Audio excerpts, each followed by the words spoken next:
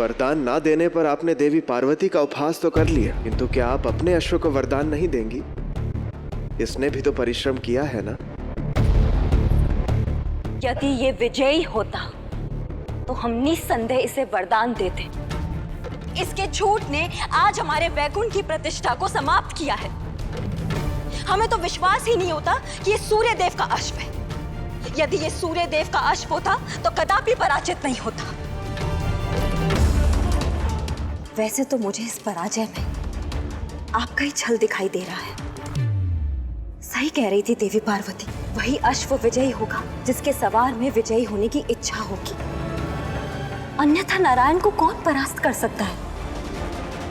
असुरों के साथ छल करते करते आपने मेरे साथ भी छल आरंभ कर दिया। नहीं नहीं देवी, ऐसे व्यर्थ में हमें दोष देना उचित नहीं है। अब हम क्या करते? हमने तो पूरा परिश्रम किया ही था। संभवतः ये अश्व महादेव का भक्त है और कोई भक्त अपने भगवान से आगे थोड़ी ना चल सकता है। संभवतः इसी कारणवश हम पराजित हो गए देवी। और देवी, आज हमें ज्ञात हुआ है कि महादेव की भांति उनके भक्त भी चारों दिशाओं में व्याप्त हैं। मेरे अपमान से अधिक अभी भी आपको अपने मित्र की प्रशंसा सूझ रही है, किंतु मेरे लिए मेरे स्वाभिमान से अधिक महत्वपूर्ण और कुछ भी नहीं है। आज जिसके भी कारण हमारे स्वाभिमान को चोट पहुंची है, जिसके भी कारण हमारा अपमान से शीश झुका है, हम उसे श्राप देते हैं कि इसी क्षण उसका सर उसके धड़ से अलग हो जाए।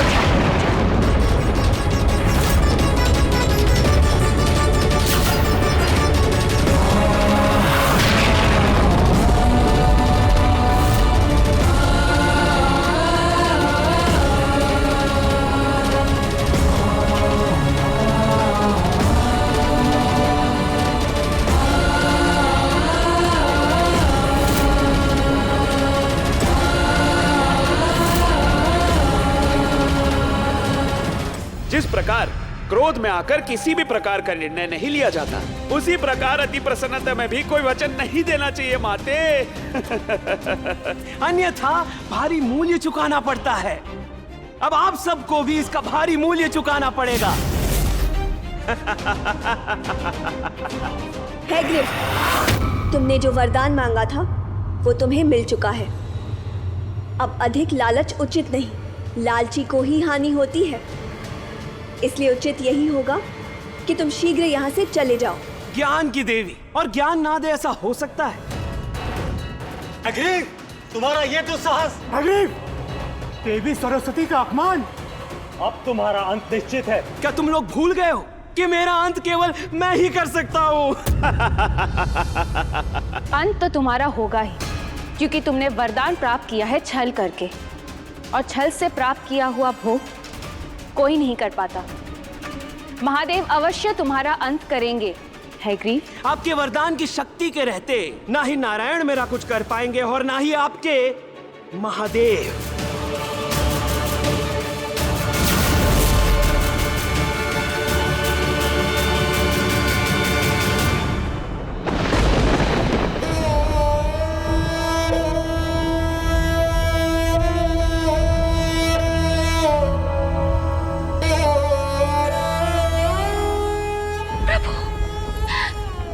क्या भूल हो गई हमसे? ये क्या पाप कर दिया? हमारे अहंकार ने केवल स्वयं का नहीं, अभी तो पूरी सृष्टि का धन कर दिया। क्षमा कीजिए मेरी। लौट आइए प्रभु।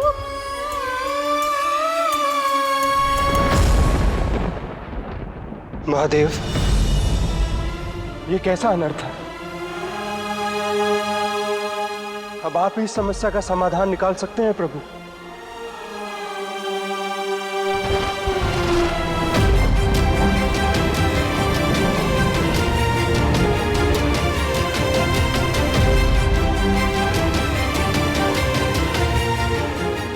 ये सब कुछ जो घट रहा है, ये हमारे पापों का फल है। जिस लक्ष्मी से सुख और वैभव की प्राप्ति होती है, आज उसी लक्ष्मी ने अपने अहंकार से समस्त संसार का सुख और वैभव को छिन्न भिन्न कर दिया।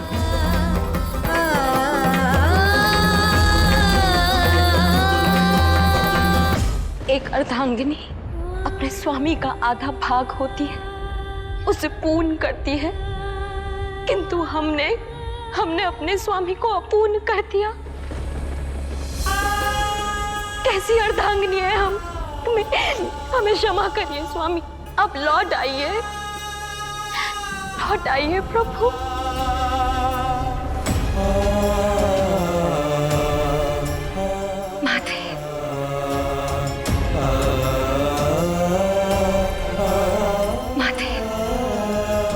आप ही कहिए ना अपने परम मित्र को, उन्हें कहिए कि वो वापस लौट आए। आपकी बात तो वो सदा सुनते हैं, उन्हें कहिए ना वो लौट आए माते। हमसे जो अपराध हुआ है उसका दंड भुगतने के लिए हम तैयार हैं। हम सदैव के लिए इस वैकुंठ से, स्वामी के जीवन से विदा ले, लेकिन अपने स्वामी को इस बात ही नहीं देख सकते। हमसे बहुत बड़ी गलती होगी, उन्हें वापस किया, उन्हें लौटा दीजिए माते।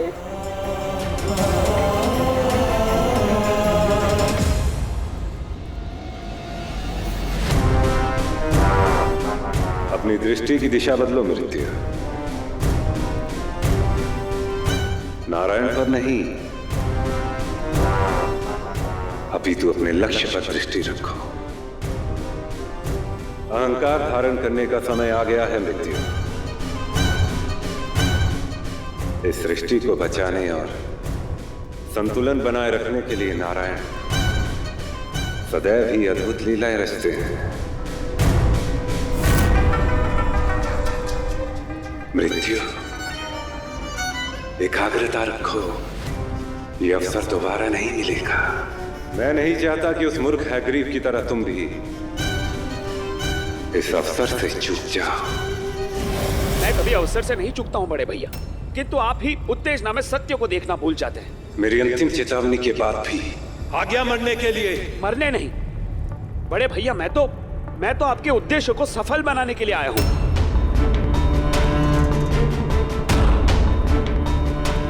तू मेरे उद्देश्य को सफल बनाएगा? ऐसी क्या विशेषता है तुझमें? क्या लगता है तुझको तेरा ये वरदान मुझसे तेरे प्राणों की रक्षा करेगा? भूल है तेरी। बड़े भैया, मैं मानता हूं मुझसे भूल हुई है। मैं विश्वास से कह सकता हूं कि केवल मैं ही हूं जो आपको आपके लक्ष्य तक पहुंचा सकता हूं भैया। वरदान प्राप्त कर लेने से कोई योद्धा ज्ञानी नहीं बन जाता। योद्धा बनने के लिए साहस चाहिए। अब मैं भी एक योद्धा हूं। केवल वाणी से कोई योद्धा नहीं बन जाता। योद्धा उसे कहते हैं जो समय आने पर अपने शत्रुओं को मृत्यु का स्वाद चखा सके।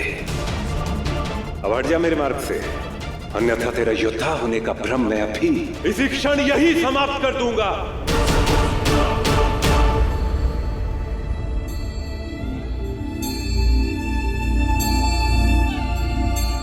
हे लीलाधर, आप और आपकी लीलाएं निरंतर गतिमान रहती हैं। मैं जानता हूं ये भी आपकी लीला ही है, परंतु आपकी इस लीला का मंतव्य मैं अभी तक समझ नहीं पाया।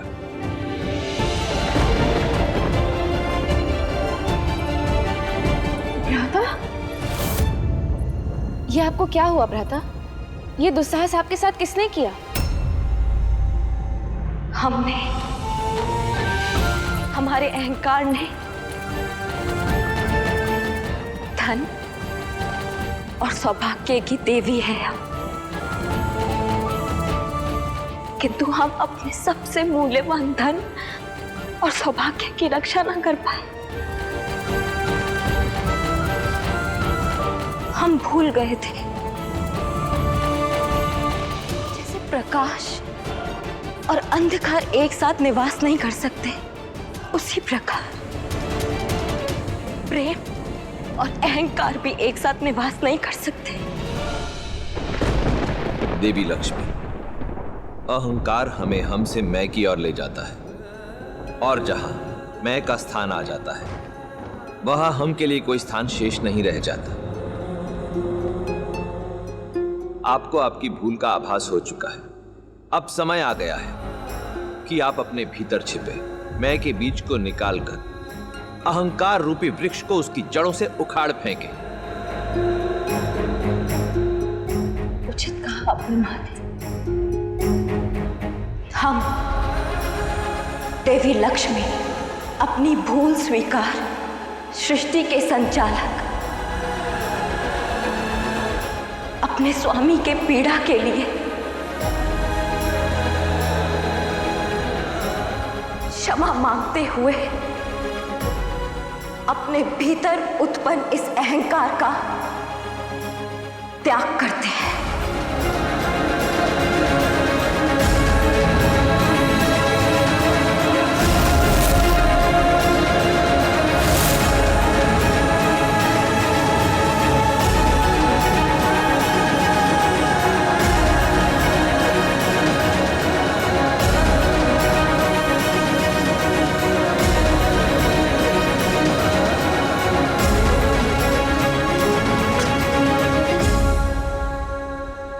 जिस प्रकार सफलता प्राप्त करने के लिए हमें त्याग और परिश्रम करना पड़ता है और स्वयं को सूर्य की अग्नि में जलाना पड़ता है, उसी प्रकार अहंकार रूपी विकार को भी सूर्य की अग्नि में भस्म करना पड़ता है, तभी उससे मुक्ति संभव है।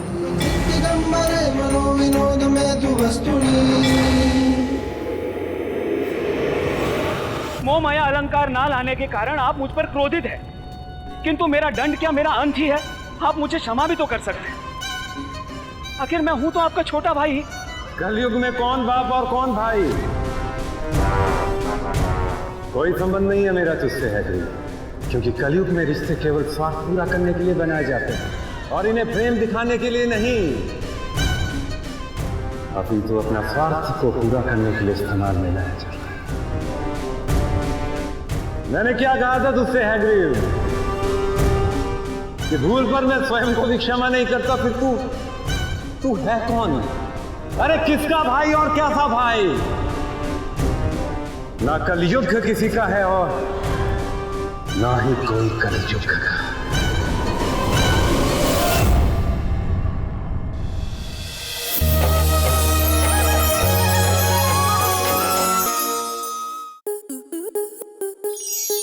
स्टार प्लस के ऐसे ही और बेहतरीन लम्हे देखने के लिए सब्सक्राइब करें हमारे YouTube चैनल को।